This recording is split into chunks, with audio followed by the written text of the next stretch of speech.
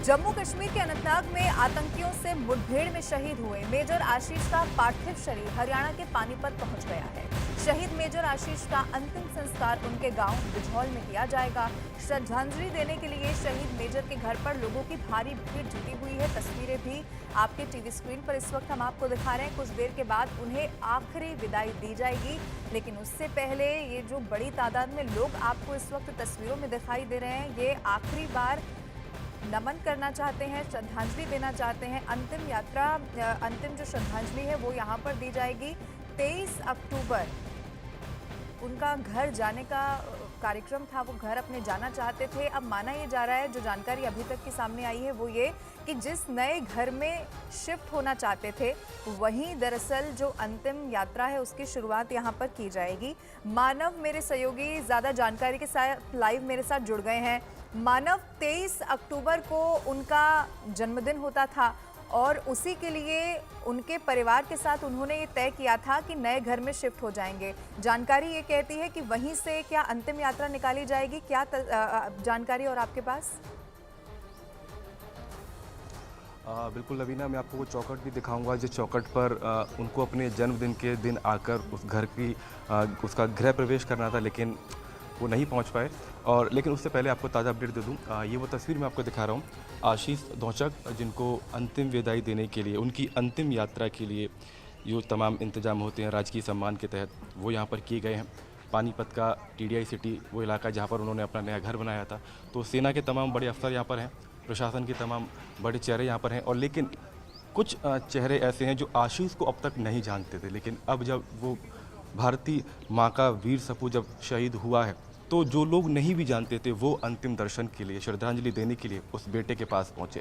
ये तस्वीर आप देखिए, और ये तस्वीर खुद बयां करती है कि आंखें नम ज़रूर हैं, लेकिन गर्व है उस बेटे को खोने पर, और पूरी शान के साथ उसकी आज यहाँ विदाई होनी है। रो रो कर उनके माता पिता का बुरा हाल है। 2 दिन से हम यहाँ पर मौजूद हैं। कभी उनके घर कोई पहुँचता है तो लिपट कर उनके पिता रोने लगते हैं। और ये वो एक जज्बा होता है एक सिपाही का, एक जवान का, जो फ़ौज में बचपन से जाने के सपने देखता है। कहीं ना कहीं आशीष अब उन तमाम युवाओं के लिए प्रेरणा बनेंगे, उन तमाम युवाओं को प्रेरणा देंगे जो फ़ौज में जाने का सपना देखते हैं। और ये वो घर है लवीना जिसकी हम चर्चा कर रहे हैं। इसी घर में 23 अक्टूबर को अपने जन्मदिन के दिन आशीष की 2.5 साल की बेटी है, पत्नी है ज्योति, 2 बूढ़े माँ बाप हैं, और देखिए 3 बहनों में इकलौते भाई थे।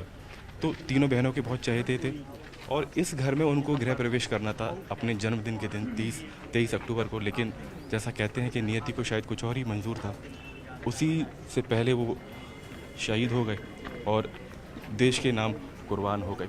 तो सभी लोग उनके अंतिम दर्शन के लिए यहाँ पर पहुँचे हैं, और बाकायदा श्रद्धांजलि उनको यहाँ पर दी जा रही है। और थोड़ी देर के बाद उनको पूरे राजकीय सम्मान के साथ उनको अंतिम विदाई दी जाएगी। यहाँ से तकरीबन 5 किलोमीटर दूर उनका पैतृक गांव है बिंजौल, और उसी गांव में जहाँ पर वो पले बड़े, जहाँ पर उन्होंने अपना बचपन बिताया, आज उसी गांव में उनको आज अंतिम विदाई दी जाएगी लवीना। बिल्कुल मानव, और बहुत परेशान करने वाली ये तस्वीर है जो इस वक्त आप दर्शकों को दिखा रहे हैं न्यूज़ 18 इंडिया के माध्यम से। लेकिन मानव, वो परिवार भी, आज उस परिवार की भी ज़रूर दाद देनी होगी, सलाम करना होगा, जो बहुत मजबूती के साथ इस वक्त ये सब कुछ अपनी आंखों से देख रहा है। 3 बहनें, 2.5 साल की छोटी बच्ची जो शायद अभी कुछ जानती भी नहीं होगी, लेकिन माँ बाप की स्थिति इस वक्त, माता पिता की स्थिति क्या होगी उसे तो शब्दों में भी बयान नहीं किया जा सकता।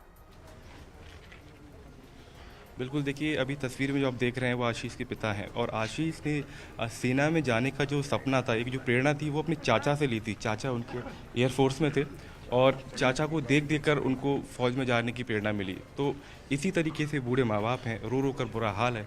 कौन माँ बाप चाहते हैं कि जवान बेटे को कंधा दिया जाए? और कहीं ना कहीं वो दर्द है जो आँखों से आंसू बनकर झलक रहा है, और दर्द के साथ साथ कहीं ना कहीं गर्व भी है कि हमारा बेटा देश के नाम न्यौछावर हो गया। तो जो लोग नहीं जानते थे वो भी, और जो अपने घर परिवार के लोग हैं वो भी, सभी इकट्ठा हुए हैं एक ऐसे वीर सपूत को विदाई देने के लिए, उसकी अंतिम यात्रा के एक तरीके से साक्षी बनने के लिए, जो देश के लिए कुर्बान हो गया। और ये तस्वीर उस परिवार के दर्द को साफ झलकाती हैं कि जो दुखों का पहाड़ अपने जवान बेटे को खोने का जो एक दुख होता है, वो ये तस्वीर खुद बयां करती है कि बूढ़े माँ बाप की आंखों में वो दर्द जवान बेटे का खोने का देखा जा सकता है कि किस तरीके से एक लड़का जिसको जब फ़ोन करो, अभी देखिए मैं आपको किस्सा सुनाता हूँ। उनकी बहन ने उनको फ़ोन किया और ये कहा कि पिताजी की तबीयत ख़राब है, आप घर आ जाइए। तो आशीष का जवाब ये था कि अभी मैं नहीं आ सकता क्योंकि यहाँ पर सर्च ऑपरेशन चलते रहते हैं, और ये कहा कि 2 से 3 घंटे के बाद मैं आपको फ़ोन करूँगा। लेकिन आशीष का दोबारा फ़ोन नहीं आया और वहाँ से सिर्फ दुखद खबर हमारे पास आई।